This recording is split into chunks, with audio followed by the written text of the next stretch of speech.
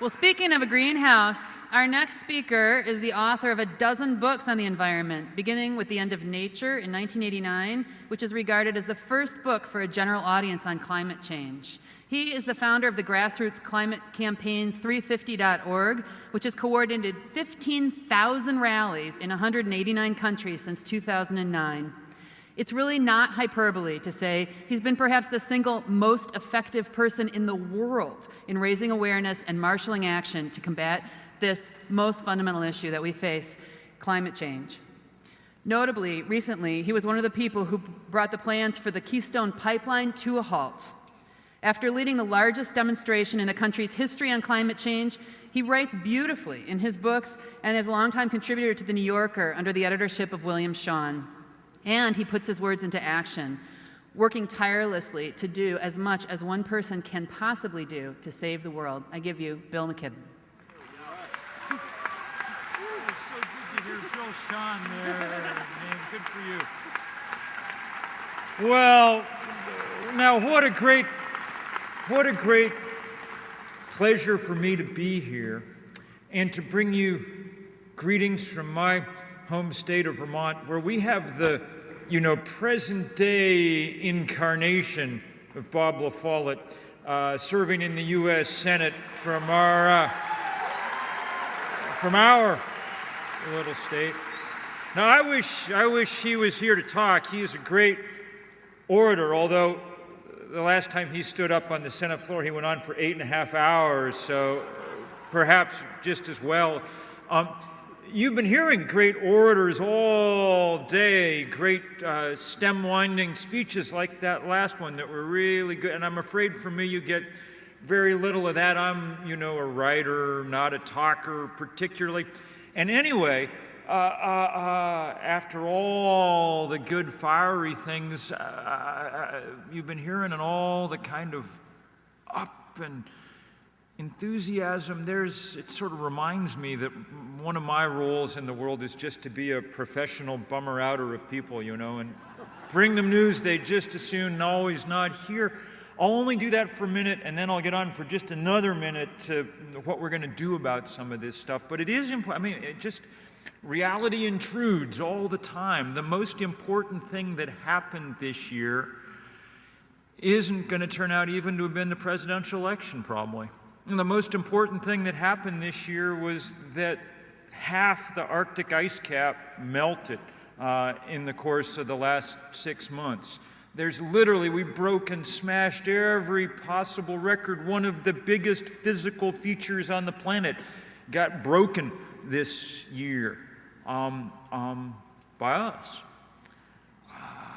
This summer in the U.S., was a summer to remember, a summer like no one we've ever had, a summer really that began, as you might recall, last March, when in the end of the month, all of a sudden, it was 85 degrees across the upper Midwest. In South Dakota, the 2 days before the end of winter, it was 94 degrees. And then it felt, it must be said, kind of good, break out the shorts and the t-shirt and wander around.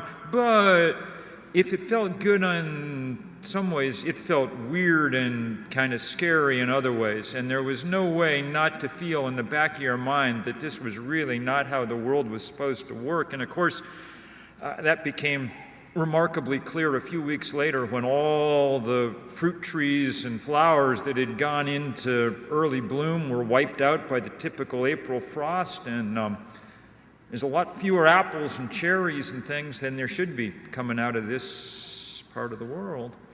That was just warming up. When we got to summer, you'll recall what happened. You'll recall forest fires bigger than we'd ever seen in New Mexico and Colorado, and then that epic heat that started drifting across the country, setting records place after place after place after place, and that huge storm that swept west to east, knocking out power to 5 million people as it went from Indianapolis to D.C. in the course of a day. And then the drought that settled in across this country. 68% of our country is currently federal drought disaster area. Every single inch of the state of Wisconsin is a disaster area. Wisconsin. Madeline Parra, our great 350 Madison leader, who I hope she may have gone home to do better. Hopefully she hears something. There she is. She handed me this morning, this thing from the Weather Service. It turns out that of all the states in the Union that were having weird weather this year, Wisconsin led them all. Wisconsin set more high temperature records than, I mean, there were, I think, some people in this room who predicted that if you would elect Scott Walker, this place would go to hell in a handbasket. But maybe not quite so literally, you know. That's hot. That's too hot. And it's happening all over the world. And it's happening even and especially in those places that have done nothing to cause the trouble that we're in. Places where people haven't ever felt any of the benefits of fossil fuel, just the suffering. And unless we act really quickly, it's going to get much worse. Everything that I described, half the Arctic melted, comes with a 1 degree rise in temperature. The same scientists who told us that would happen tell us with confidence that we will raise the temperature 4 or 5 degrees in the course of this century unless we get off coal and oil and gas far sooner than any government currently plans. And we simply can't do that. The world will not work. The world will break if we keep doing that. The agronomists tell us that from this point on, every degree rise in global temperature will cut grain yields 10%. You saw across the Midwest this summer exactly how that's possible.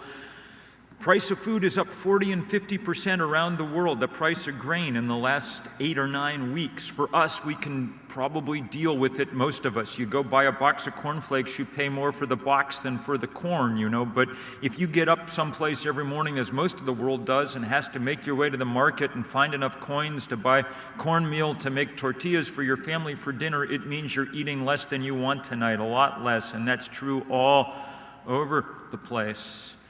We can't let this happen anymore. We cannot let it get any worse, which means we have to fight. And the good news is we're starting to fight.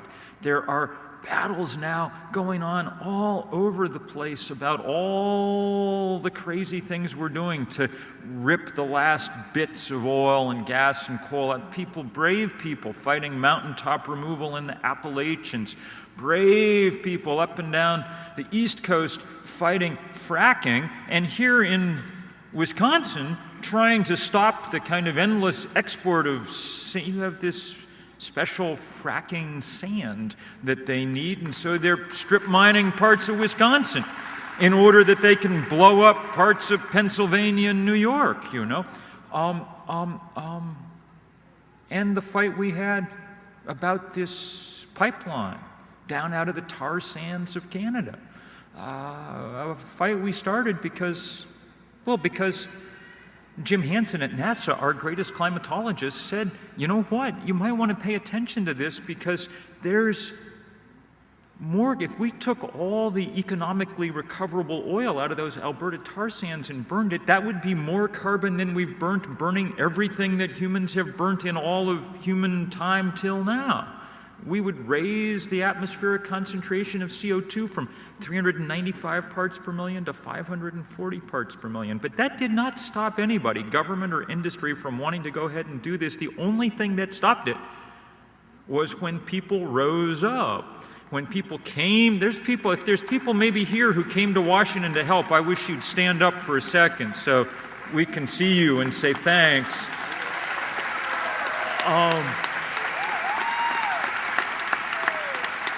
People came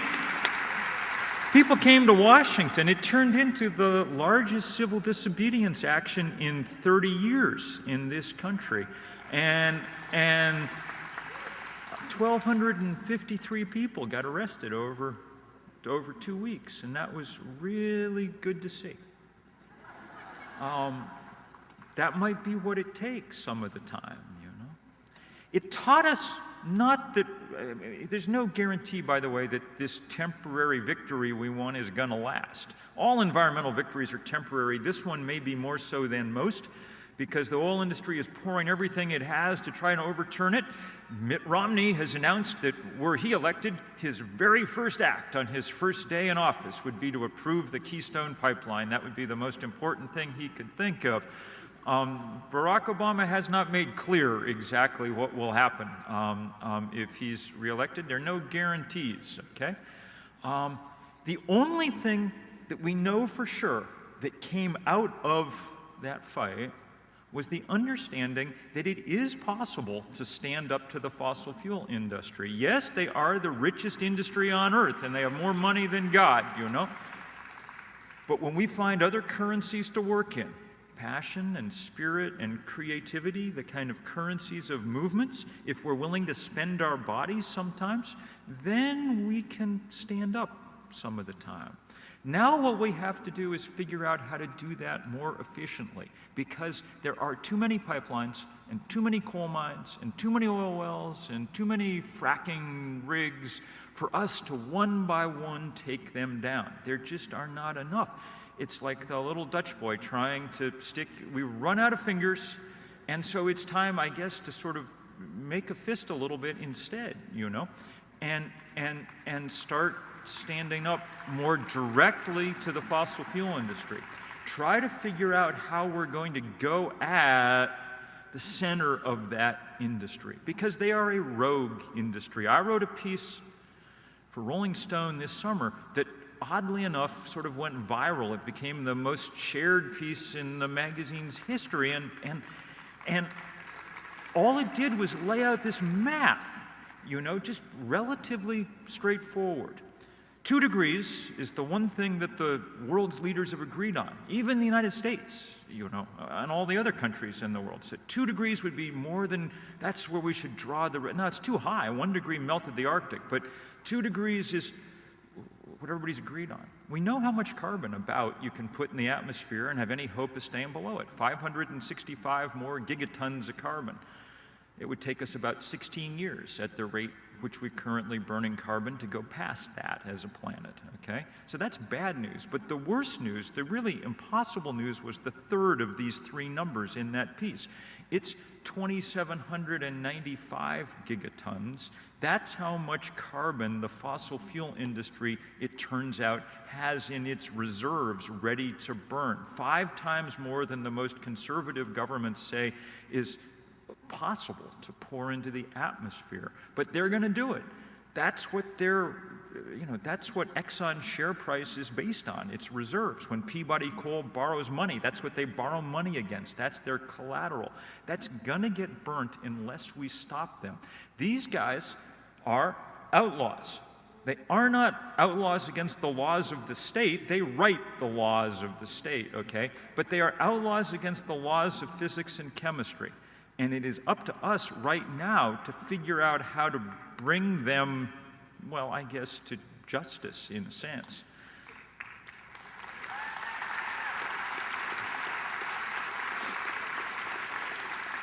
We can't, at least exclusively, do it politically, because our political system is, to a large degree, owned by those guys.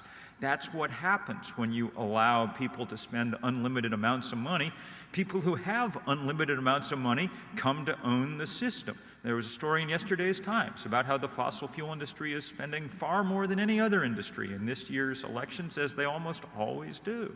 And that's why in Washington we have had a perfect 20-year bipartisan record of accomplishing nothing on climate change, okay?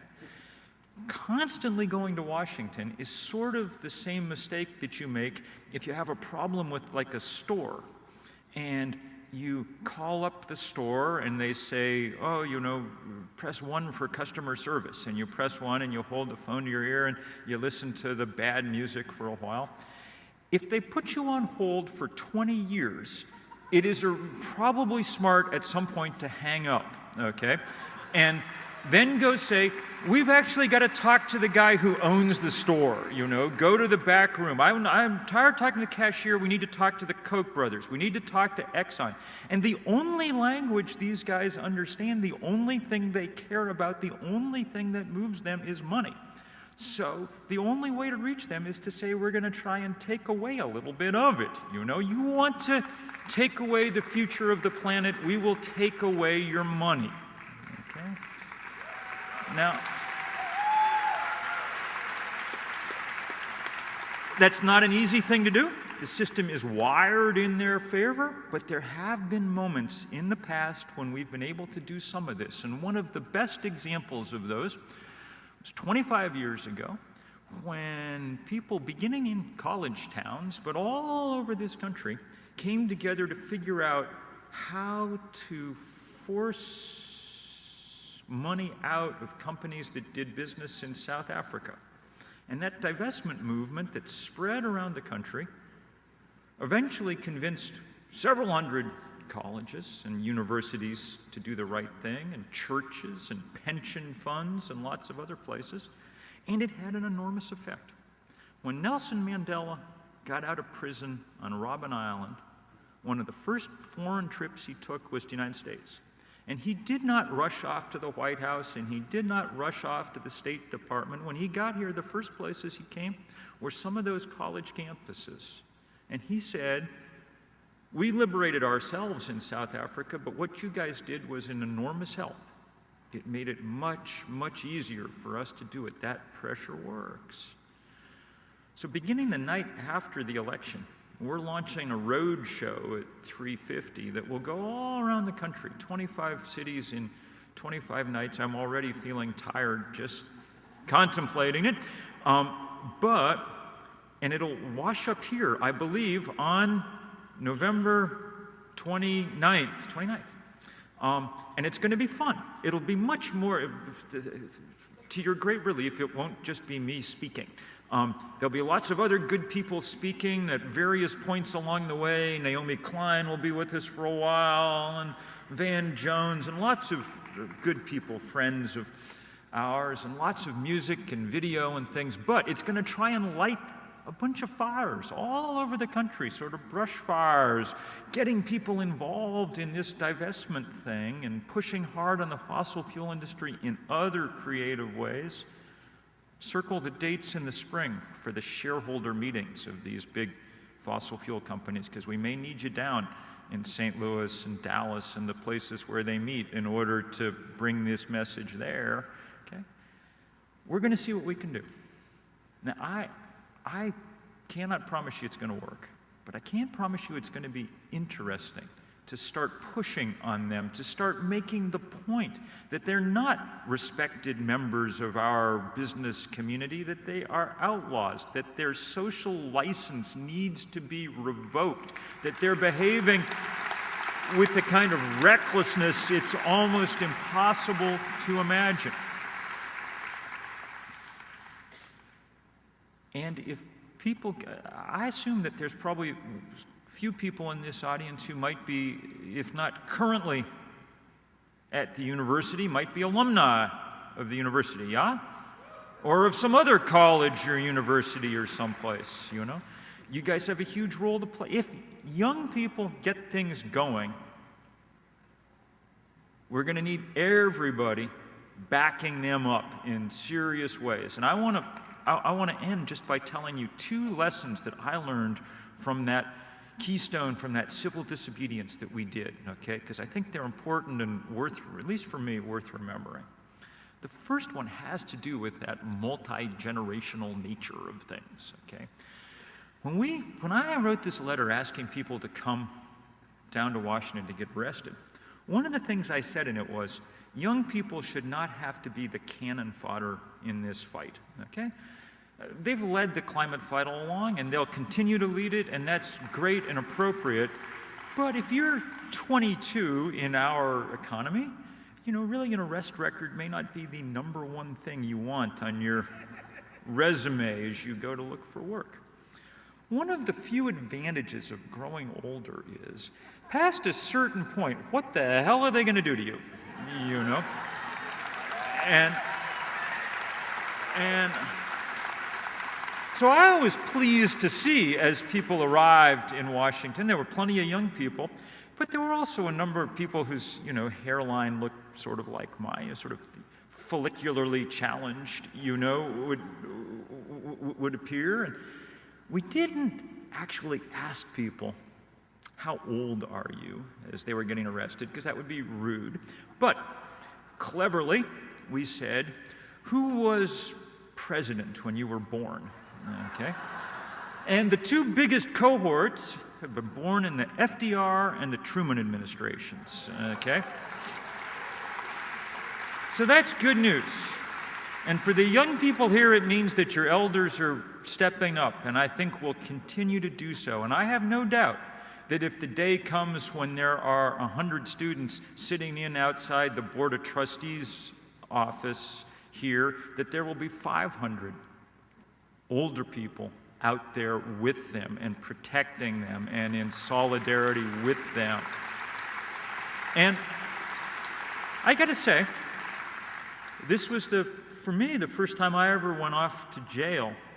We spent 3 days in Central Cell Block in D.C., which was, as much fun as it sounds like it would be, but it wasn't the end of the world. The end of the world is the end of the world, okay? And that's sort of what we're trying to do something about here. The second lesson that was important to me that when we did these arrests, second thing that I thought was interesting, so I said, if you want to come get arrested, I'd be grateful if you'd show up in a necktie or dress, this is how I normally dress. Neckties are mostly for funerals and things in my world, but we wanted to send a visual point that I think is extremely important, which is that there is nothing radical at all about what we're asking for here, okay? Nothing. We're asking for a world that works a little bit the way, it did when we were born, which is, if you think about it, a kind of conservative thing to be asking. I don't think there's anything radical about what Occupy is asking for. I think they're sort of saying, we'd like a world that works a little bit the way it was told it would in civics class, not endlessly rigged in favor of the powerful. I don't think there's anything radical about what we're asking for. Radicals work at oil companies. If you are willing to get up every day and amass your fortune altering the chemical composition of the atmosphere, then you are engaged in an act more radical than any human before you has engaged in. Okay? And we need to say that and call people out on it and put a stop to that kind of radicalism.